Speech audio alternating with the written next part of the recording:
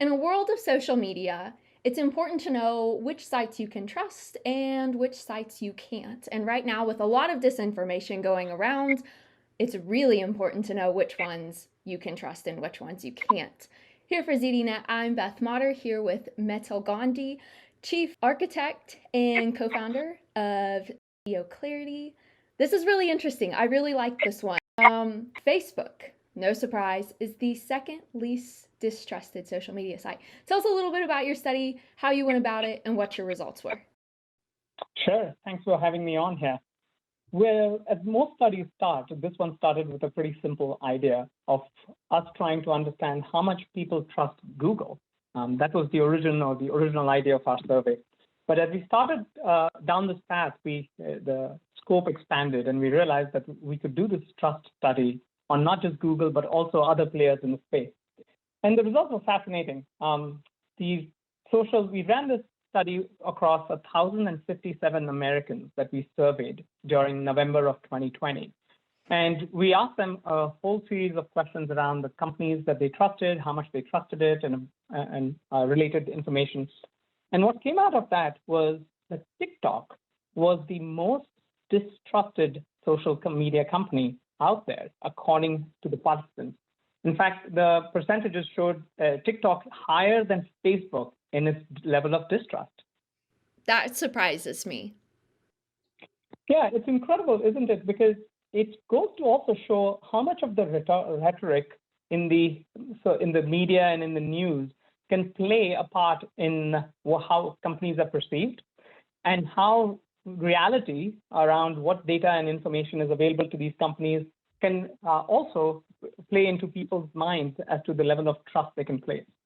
Okay, so you mentioned it. The media can really influence how we feel about these tech companies. So then, I guess, how do these tech companies move on? How do they repair this damage that's been done, this level of distrust?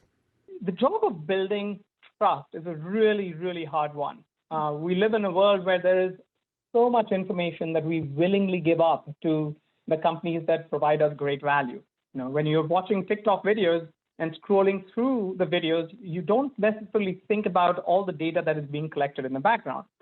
But just like TikTok, which collects one aspect of our life's data, Google and other companies have access to a much, much, much wider spread of data through many, many more touch points than most of us even think about.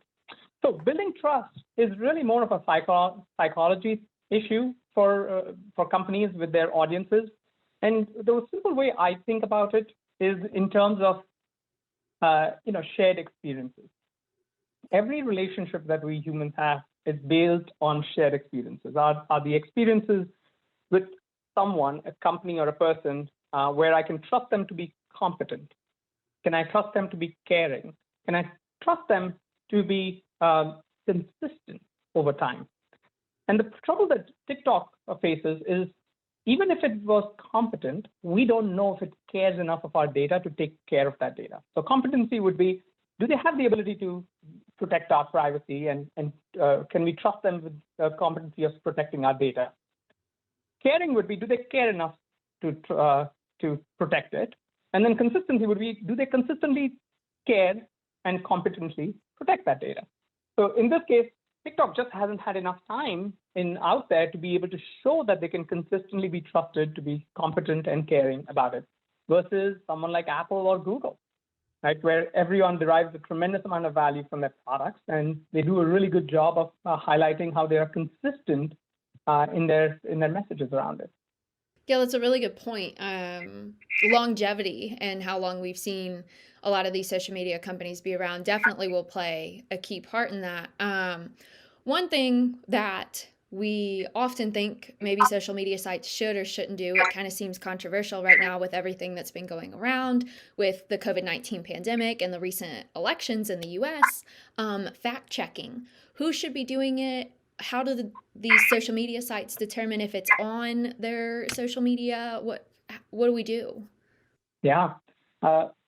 As consumers, we really do not like when we have to do more work than necessary to get to the value we want, right? So when was the last time that any one of us checked every term and condition that we signed up for, right? We check a box and we get going because we trust the companies that we're working with and in general, everybody else around us to call out whoever is not doing things that we would expect them to do. And that's really the challenge that we run into with fact checking. And everybody wants somebody else to be doing the fact checking, while the real end responsibility is on us. Think about the change that Twitter just made, right? In earlier days, you could retweet anything with a click of a button, never having read it, never having fact checked it, never even knowing if there is content behind the link that you just retweeted. But now, just a simple change from Twitter to put up a little bit of a speed bump, reminding people who are retweeting without clicking that they should probably, they haven't checked it out and they should before retweeting it, is enough to make us aware that maybe there is a part of this responsibility for us, on us. At the end of the day, there's no changing our behaviors, which is where these social media companies also have a tremendous responsibility to make sure that things get propagated that are going to be clearly incorrect. You know, medical information on Google, the political information on Facebook, these are very obvious things that we hear about in the news. That we have come to rely and trust these companies, like news on Google and news on Facebook is one of the primary ways people get their news. So if you can't trust them to be the gatekeepers of that information, that poses all sorts of problems. Yeah, there can be all sorts of problems. And like you said, just little changes like that definitely. I mean, you go to retweet something and there's just that extra step and it's, it makes you think. Tell me, what was the most surprising thing you found from this study before we shift gears quickly? When we originally started, we wanted to understand trust in Google. And what was most surprising to us is, given the amount of information that Google collects on us all, to think about all the things that we do and places where Google basically has a commanding presence and an ownership of the space, from the phones that we use and the Android operating system to the searches that we run, to the Google Maps and the places we go, to the information we look for. All of these things, Google is the go-to source, and they do a tremendous amount of things with that information that we are not even fully aware of. And it was super surprising for us that they were the highest, most trusted company despite all that data that they are getting. And that made us really think that they were even higher than Apple, which was incredibly surprising because Apple's whole go-to in the market is their privacy-first approach, which they've been at the forefront in the pole position about talking about it and shining a light on it. And Google's been the laggard. They've been following. In fact, just a couple of days ago, they talked about how they were going to start not targeting people based on their browsing behavior. And that just came out a couple of days ago. And I could guarantee that most people didn't even know that they were being targeted based on their browsing behavior. So, of course, Google seems to be making the right move, and following along with what other tech giants are seeing their responsibility.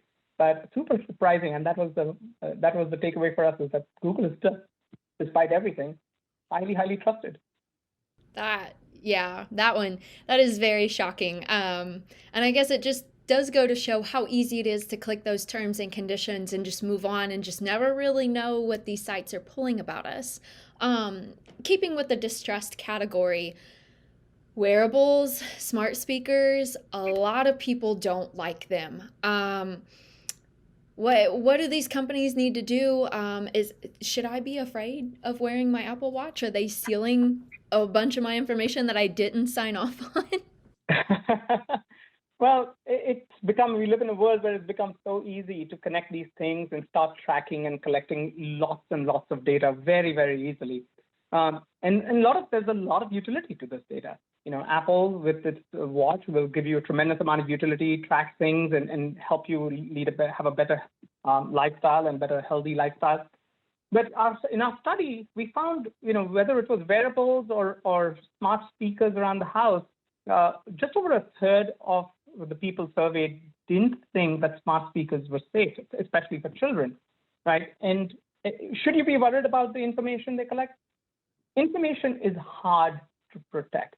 That's just the nature of how we live. Because of the gobs and gobs of data, we're a software as a service platform. And one of the hardest things to do is make sure that any and all data that is collected is protected. You really have to have trust in the competency of the company that you are signing up with for these wearables and their level of care and doing it consistently to be able to know whether you should be or should not be afraid about that data. So if this was an Apple or a Google product based on the trust study, it would say most people are going to trust a Google or Apple product no matter what data it collects, whether it's a wearable or not. But if it was a brand new company that was just emerging, that may be a little harder for people to trust as to how that data or where that might end up and whether they are competent enough and caring enough to protect it. Very interesting to have to consider whether tech companies care about me, my personal data, or not, and how their longevity affects how we feel about them. Thank you so much. I think these are such interesting topics, especially with everything going on right now in the world. For all things tech, for all things social media distrust, be sure to stick with ZDNet. Thanks for watching.